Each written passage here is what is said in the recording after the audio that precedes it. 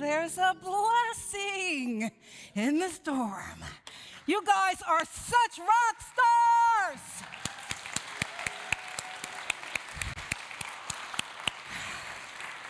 Oh my goodness. You know, it's like I sit down, I come back, and it's a whole full sanctuary. It's amazing how that works. All right, so today's talk is keep your ruby slippers on, baby. Keep your ruby slippers on. One of the reasons that the books and the movies of The Wizard of Oz are so loved, well, it's because of the rich layers. There's lots of layers of discovery there. And at the culmination of the narrative, what do we find out?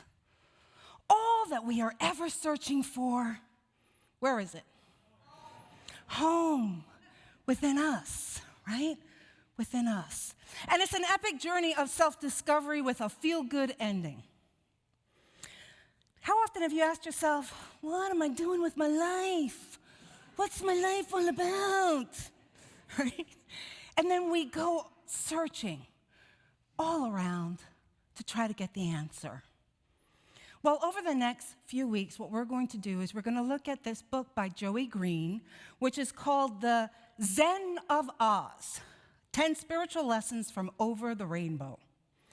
And so we're going to use that as a guide on our own discovery path. And on that discovery path, this is what the key is.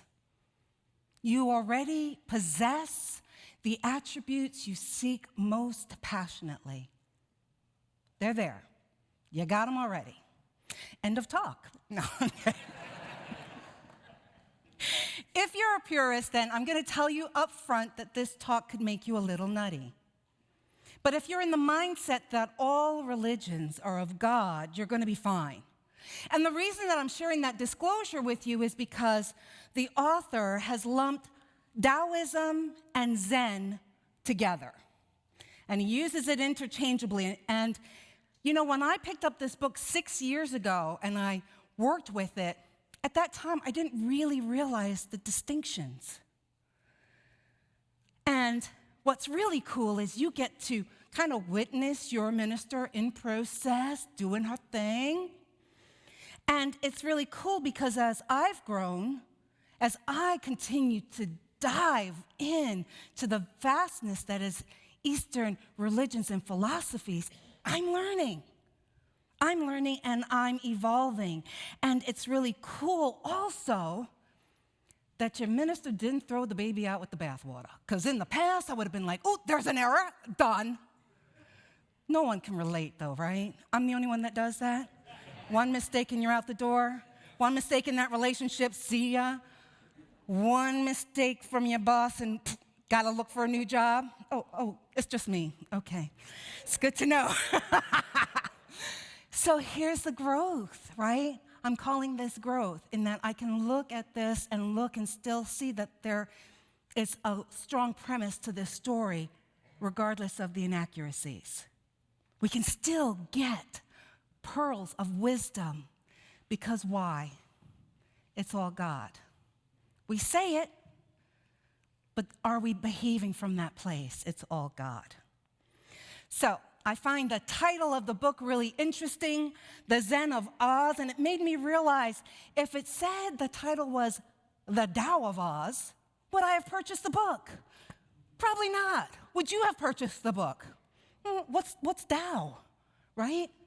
So clever marketing on his point, and let's face it, we all want to be Zen, don't we? Okay. So here's the goal of this book. Green's goal is to see the heroine, Dorothy, is really on a spiritual journey of awareness, of awakening, of self-realization. And the author compares Dorothy's journey to the philosophical tenets of Taoism and Zen. Now, Taoism is also known as the way of life or the path of life. And the premise of that philosophy is about balance and harmony. Zen philosophy, also known as the path of enlightenment, is more in alignment with Buddhism. Both of these religions thrived in China, and researchers suggest that Taoism heavily influenced Zen. But the significant difference of the two faiths is that the intention of Taoism is to be one with nature, while the intention of Zen is to attain enlightenment. So I'm a researcher. I got to give you some foundation here. So let me give you just an overview of both philosophies. Taoism, ancient Chinese philosophy and religion, and it instructs believers on how to exist in harmony with the universe. Taoism believes that animals and humans should live in balance with the Tao. And when we say Tao, what they're talking about is the way of the universe. So whenever you think of Tao, the way of the universe. And it has this belief that we are spiritually immortal. Spiritually immortal. And when the spirit leaves the body, guess what? It goes back and connects with the universe. Now, in Unity, we believe the same thing, do we not? We believe that after death, there's only oneness. Before death, there's oneness. After death, there's oneness. And in our spiritual energy, we are returning to the allness. In Taoism, they see everything as energy. Everything is energy, all living things. And it's important for that energy to be balanced. You've heard the phrase yin-yang. It's energy. So they see energy as like kind of matching pairs, hot and cold, up, down, action, inaction, which work together towards a universal whole. And it says that everything is connected and that nothing makes sense by itself. Is that not sounding familiar to you? Because I'm saying, isn't that principle one? I know we talked about it in class today. Doesn't that sound like principle one? Right? That there is no thing that is not of the universe. What does that mean? Everything is of God. All is of God. Principle one. And the sacred text of the Tao is the Tao Te Ching, which is known as The Way and Its Power. And it's a collection of sayings and poetry from 3rd and 4th centuries BCE. The author is believed to be Lao Tzu, but researchers have kind of delved in and they believe that Lao Tzu is a mythical character, that they can't find anything tangible that says that this person ever existed. But they've given authorship to him for cultural and political reasons. Is that any different than the Bible? Right? You read the sacred text. Becca in their talk last week mentioned James, the book of James, supposed to be Jesus' brother. Maybe not, right? And why is that done? It's done to elevate the writing, to give the writing what they're saying gravitas. So, to talk about Zen, we need to first talk about Buddhism. Zen arrived in China as a form of Buddhism, and as I mentioned before, it was heavily influenced by Taoism, which existed there. But we'll start with the Buddha, right? And we know that 2,500 years ago, Siddhartha Gautama, what did he do? He questioned. He was a prince in a palace, living a luxurious life, and he saw around him people were suffering. And he questioned, why do people suffer? And what is the cause of suffering? And after he reached enlightenment, he taught several things: the 3 universal truths, the 3 jewels, and the 4 noble truths. The 3 universal truths are anicca. Everything in life is impermanent, always changing. You know, I've been up here saying that now for a little while, right? Okay. So we know everything in life is changed. Nothing is permanent. The second one of the 3 universal truths is dukkha. Because nothing is impermanent, a life based on possessing things or person doesn't make you happy. And then anatta.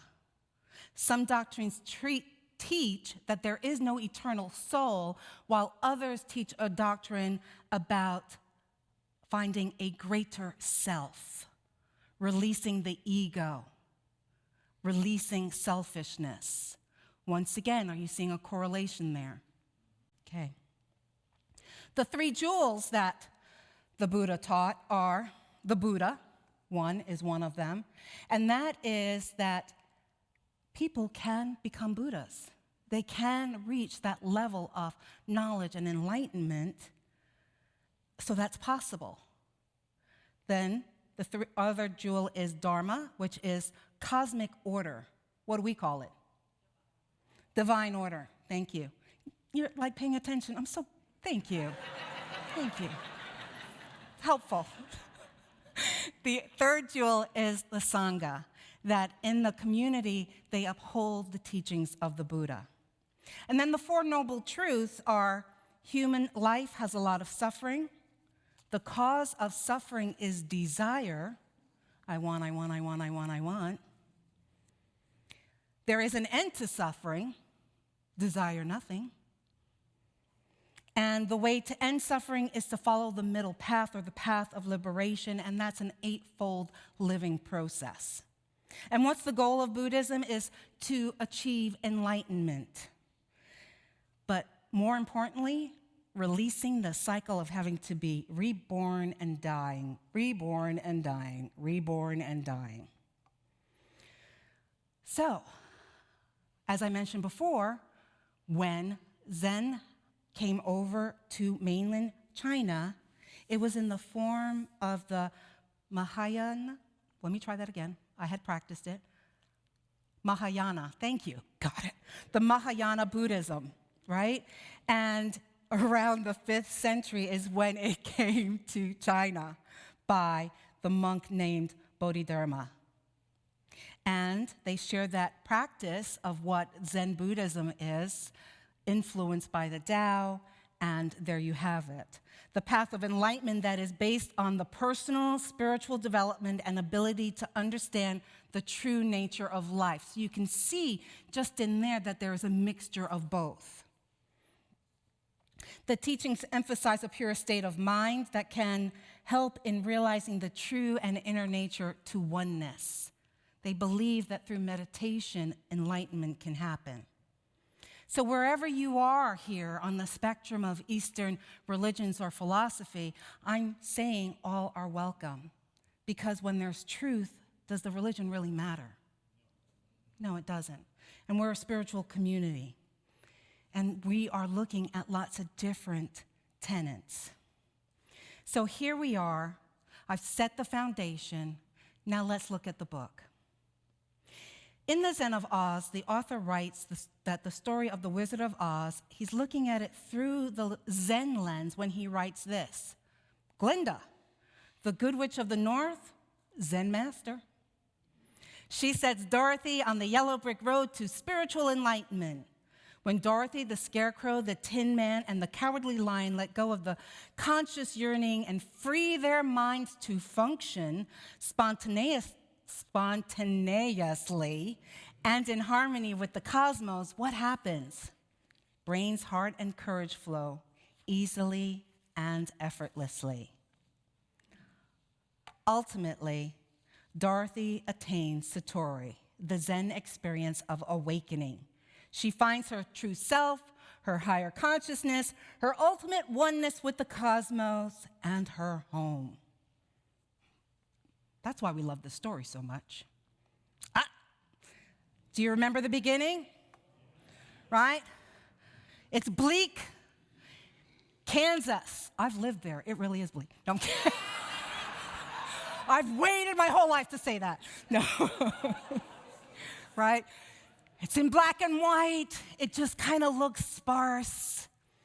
And remember that she's an orphan, and Aunt Em and Uncle Henry took her in. And they're really concerned with the farm. They're in survival mode. Everything is about the chickens and what's going on in the farm and the produce, right? And it seems like if Dorothy doesn't become that farmhand, then she's kind of ignored, left to figure things out on her own, told her imagination is out of hand. And what's Dorothy yearning for? Yearning to be loved, to be heard, to be nurtured. How many of us felt that way in our childhood? Oh, just a couple of you. What about teen life? Come on, people.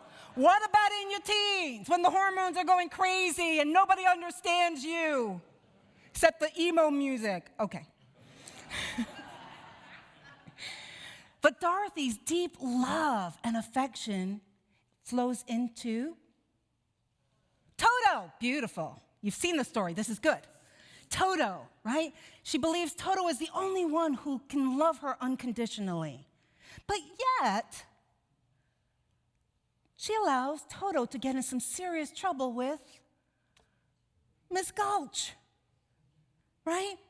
I've often wondered, sister, put the dog on a leash. Wouldn't that, stop the craziness? I just never got that. Well, Green, the author, suggests that since Dorothy wasn't getting the attention and love that she wanted, perhaps she unconsciously had some negative behavior to bring that focus to her in the object of Toto getting in trouble. Do you have any friends like that in your life? Oh, have we ever been that in our lives? All right, honesty, I love that. Mwah, mwah, mwah. Big hands in the back. Thank you, Bob. Yes. Green also reminds us that there are karmic consequences for all of our actions. He writes, when we choose to take actions that torment others and sow the seeds of unhappiness, the consequence of your karma is your own misery and failure. When you choose to take actions that nourish joy and love, the fruit of your karma is your own fulfillment and happiness. Pretty powerful. So in Dorothy's case, she put Toto's life in jeopardy and created a very frightening situation of losing the one thing that represents love to her. So Dorothy may have been feeling hurt and rejected by her aunt and uncle, yet she could have chosen to view it differently. She could have chosen to look at this as a moment of gratitude that she's been an orphan and they took her in, right? And maybe they're doing the best that they can because they were unprepared to have a child in their life. She could have looked at it from that perspective, which, would have shifted her in a different position. But in this situation, she may have reacted impulsively, festering on thoughts of not belonging, not feeling loved, which caused her to act out unconsciously, pitting Toto against Miss Gulch. So I'm telling you this story. Are you sitting there wondering, so what does this have to do with me? Well, this is really simple. To what principle? Thank you. I heard that. Third principle. And I did not plant him, but okay. Third principle is what we do to co-create. How we're co-creating life. Thoughts held in mind, right? That's how we create. How many times have you reacted to situations based on your own erroneous interpretations? And the thoughts we have about it often don't lead us to respond from our highest self. And then we get those impulsive actions that we take that create these untenable situations. And we're like, why is this happening to me? It's almost like we don't believe the principle that our mind is as powerful as it is as a co-creator, and we just keep cascading through life, incurring consequences. And as Dorothy is struggling to figure out how to get herself and Toto out of this mess, what happens? Cyclone comes, right? And Green sees the cyclone as a physical manifestation of Dorothy's inner struggle for self-awareness. I'm liking this. I could go there. The cyclone then places her in a land called Oz.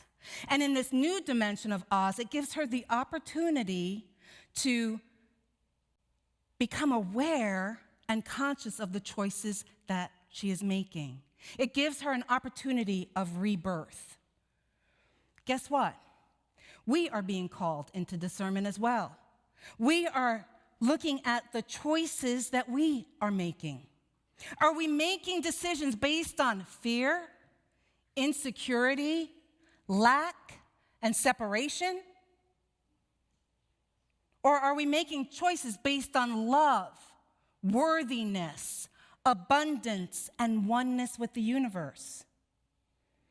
Every decision we make is an opportunity for us to ask, what could the consequences be? Will the consequences nourish happiness? Or will the consequence create resistance? The Wizard of Oz, the ruby slippers, they represent the inner spark we are each born with. Ruby slippers, inner spark. And that spark we know as our divine nature.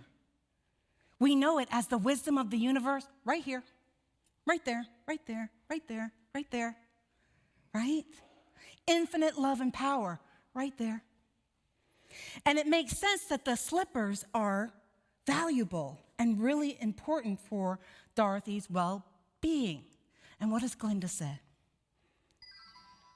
Right?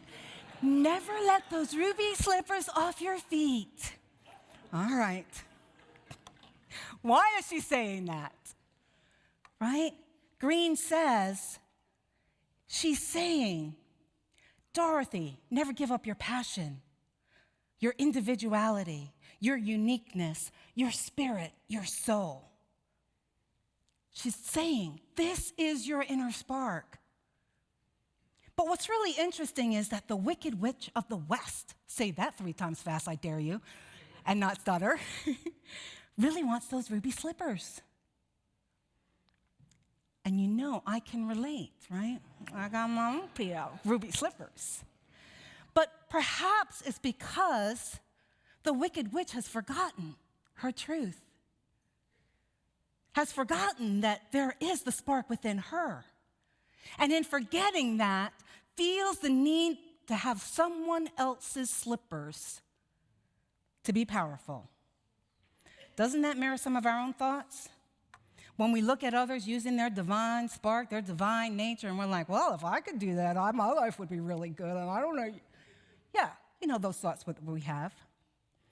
And here's the thing, as metaphysicians, I can say that word, when I use the term, I'm saying that we are in the study of being. It's the study about being, the study about reality, the study of God, the study of nature. That's what we're doing here, my friends, each week. And what do we know? What do we know about the spark? What do we know? Not rhetorical.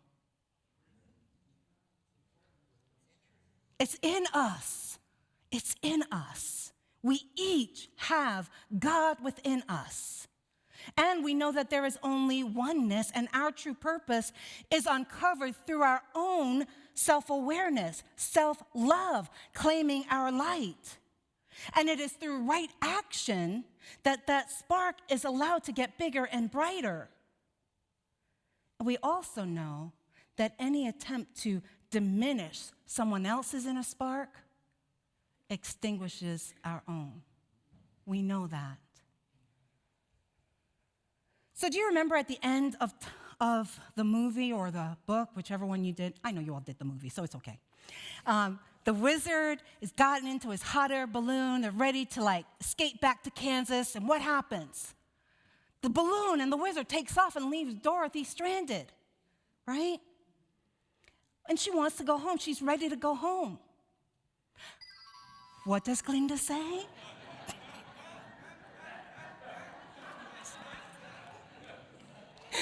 Okay, sorry. One more time. What does Glinda say? You've always had the power to go back to Kansas, right? And the scarecrow, frustrated on Dorothy's behalf, goes, Then why didn't you tell her?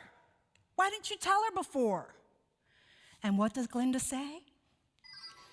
Because she wouldn't have believed me, right? Because we know we have to experience it for ourselves to know it, right? We have to experience it for ourselves. So, why did I tell you this story? Well, it was fun, but it's a favorite. Sure, all of that. But you can learn something from this. Here's a few answers I came up with. No matter what comes your way, hold on to your ruby red slippers. Hold on, right? Treat your inner spark as the valuable treasure it is. It's valuable. And realize all the experiences that you're going through at this point, they're for you. They're for you to discover your purpose. It's for you to figure out how to be in alignment with truth, with spirit, with the universe. So, what if, like Dorothy, you are waking up from a dream state right now, and you're remembering you are magnificent. You are a magnificent expression of God. Maybe it's time for you to get your own ruby slippers. That's right. As a reminder of how valuable your spark is. And, if you can't pull off the ruby slippers, I know not everyone can, especially the guys. I just can't see Tim Wright in his ruby slippers. Can you? I don't know. Reggie could probably pull it off. What do you think?